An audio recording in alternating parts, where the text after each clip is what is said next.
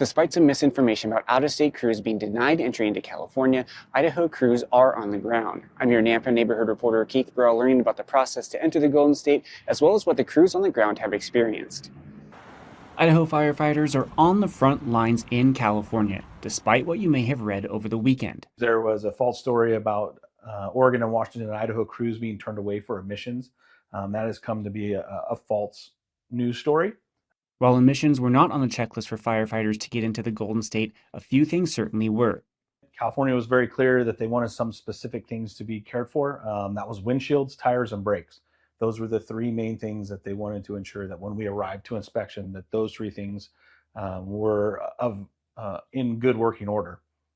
Idaho Fire Chiefs Association President Kirk Carpenter says some issues did need to be addressed on Idaho rigs, such as cracked windshields and small oil leaks following the 15-hour journey to Southern California.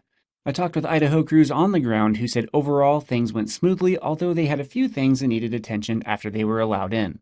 We had one of our engines had an issue with their fuel line, so they built a new fuel line and put it in and got us on the roads. Some restrictions, such as the age of a vehicle that would typically be restricted, were lifted, despite a couple of minor repairs on some trucks entering the fire zone. It's pretty seamless. Some things were identified that needed quick little repairs that they did on site, which was great. As of Sunday, 2 Idaho crews are assigned to the Palisades fire, 1 to the Eaton fire, and 2 are in the staging area awaiting assignment. From Nampa, I'm your Nampa neighborhood reporter Keith Burrell for Idaho News 6.